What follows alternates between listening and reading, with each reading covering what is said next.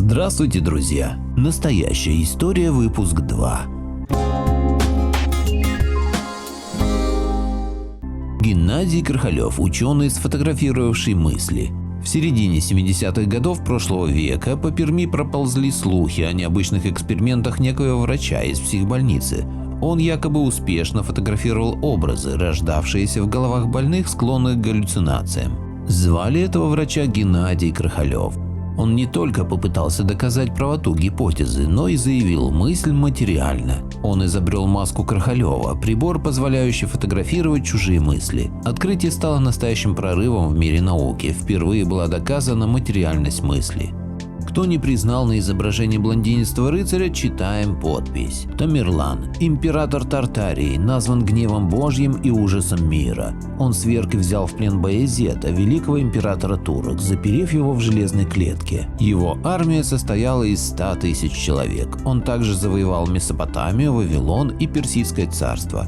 Умер в 1402 году. Видимо, автор не знал еще, что Тамерлан был монголоидом, хотя специалисты, изучавшие могилу полководца и восстанавливавшие его облик по черепу, четко заявили: он был рыжий, имел индоевропейские черты. Технологии, которые наука не допускает до населения. В 1920 году инженер Роял Храйф создал первый в мире ультрафиолетовый микроскоп с увеличением в 50 тысяч раз. Он позволял увидеть живой вирус. Через 15 лет Райф создал частотный генератор, излучение которого поражало патогенную микрофлору, не травмируя окружающие ткани. 14 полностью задокументированных случаев полного исцеления раковых больных и использования его генератора на территории США запретили. Эксперименты с частотным генератором повторили наши современники, подтвердили простоту и эффективность метода борьбы с вирусами и патогенными организмами. Но официальная медицина отказалась признавать разработку. Теория параллельных миров Хью Эверетта. Хью Эверетт – блестящий математик, физик-теоретик, занимался квантовой механикой. Он ввел в физику новую концепцию реальности. Для любителей научной фантастики он стал национальным героем. В 1957 году физик Хью Эверетт выбрал темой своей диссертации «Расщепление миров». Вот ее суть. Каждый миг, каждая вселенная расщепляется на непредставимое количество себе подобных, а в следующий миг каждая из этих новорожденных вселенных расщепляется точно таким же образом. И в этом огромном множестве есть множество миров, в которых существуете вы. В одном мире вы, читая этот пост, едете в метро, в другом летите в самолете, в третьем гуляете с собакой, в четвертом гладите кошку. Толчком к размножению миров служат наши поступки, объяснял Эверетт. Каждый раз, когда мы делаем выбор, появляются новые миры. Теория Эверетта стала одной из первых математических конструкций, из которых следует, что все мы живем в мультивселенной, а наш мир – лишь малая ее часть. Ладожский Киев. Наткнулись на шведскую карту 1678 года. Недалеко от Ладоги, в место, где сейчас располагается Санкт-Петербург, устье Невы обозначено как Киев. Теперь легче понять новгородскую летопись, в которой написано о том, что киевский князь Олег умер от укуса змеи в Ладоге, где его и похоронили. В США несколько лет назад раскрыт сговор ученых с владельцами сахарной промышленности. Еще одно свидетельство того, что иногда теории заговора могут отражать правду. Воротилы сахарного бизнеса щедро платили ученым за правильные исследования, в которых говорилось, что все проблемы сердца от жирного питания. В США обсуждают, как в течение полувека скрывалась правда о вреде сахара. Оказывается, еще в 1960-е годы заправилы сахарного бизнеса щедро платили ученым за публикацию правильных исследований в кавычках. Представители сахарной промышленности еще в середине 1960-х годов разработали план по целенаправленному смещению общественного внимания в сторону жирной пищи как главной причины сердечно-сосудистых заболеваний. А на самом деле причиной всех заболеваний является как раз сахар. Никогда не доверяйте врачам и ученым, а то они до сих пор еще верят в круглую землю. Интересное хитросплетение. Китайская биологическая лаборатория в Ухане принадлежит Glaxo. Glaxo является владельцем Pfizer, производителя вакцины. Pfizer управляется фондами BlackRock. BlackRock управляет Soros Foundation. Soros Foundation обслуживает французскую AXA. AXA владеет немецкой компанией Winterthur. Winterthur построили китайские лаборатории в Ухане, приобретены франко-немецким альянсом. Далее выходим на Vanguard в качестве акционера и снова встречаем BlackRock. BlackRock контролирует центральные банки и управляет третью мирового инвестиционного капитала. Кстати, это еще и основной акционер Microsoft, собственность Билла Гейтса, а он в свою очередь является акционером Pfizer и первым спонсором кого? Правильно, это Всемирная организация здравоохранения. Покупка Киева – официальное приобретение Киева русским царством в результате соглашения с Речью Посполитой в рамках Вечного мира 1686 года и уплаты ей 146 тысяч рублей.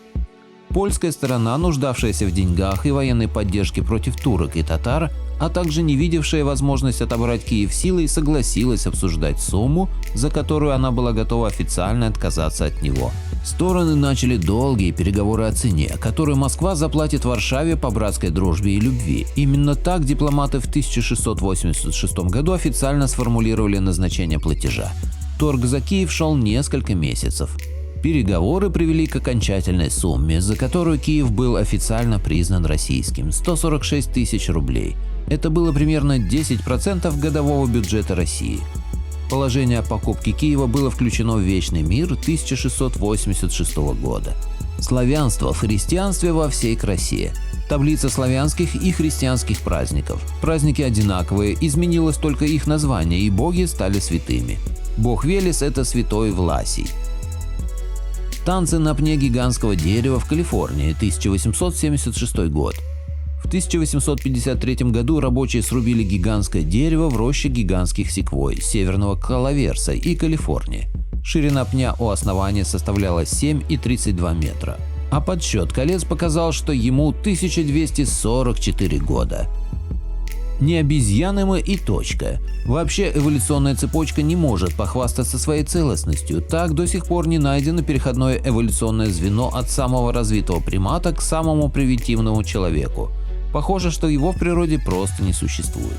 У нас с обезьянами нет ничего общего. Человеку, например, нельзя пересадить органы и ткани обезьяны. А ведь происходим мы от них, совместимость была бы почти на 100%. Между тем, по тканевой совместимости к Homo sapiens ближе всего свинья.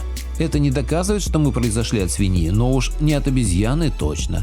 Гигантский Будда омоет ноги, и мир погрузится в хаос. В городе Лышань, провинции Сычуань, на пике горы Линьюнь, в месте слияния трех рек Минь, Циньи и Даду находится каменная статуя Будды, известная как Лышенский гигантский Будда. Так вот, в Сычуане есть поговорка: «Гигантский Будда омоет ноги, и мир погрузится в хаос». Именно это и произошло в августе 2020 года. Впервые за последние десятилетия Китай переживал сильнейшее наводнение. Вода покрыла ноги гигантского Будды, исполнив народное пророчество. Действительно ли душа весит 21 грамм? Около 100 лет назад некий ученый Дункан МакДугал провел интересный эксперимент. Эксперимент проводился на 6 пациентах, которые были безнадежно больны и в скором времени должны были отправиться на тот свет. Доктор соорудил специальные весы для того, чтобы взвесить тело умирающего человека до и после его смерти и определить возможную разницу. После смерти человек терял около 3/4 унции или 21 грамм. Слова доктора: как только жизнь прекращалась, стрелка весов немного отклонялась, будто бы от тела отрывалась невидимая его часть. Было обнаружено, что не достигает около 3/4 унций.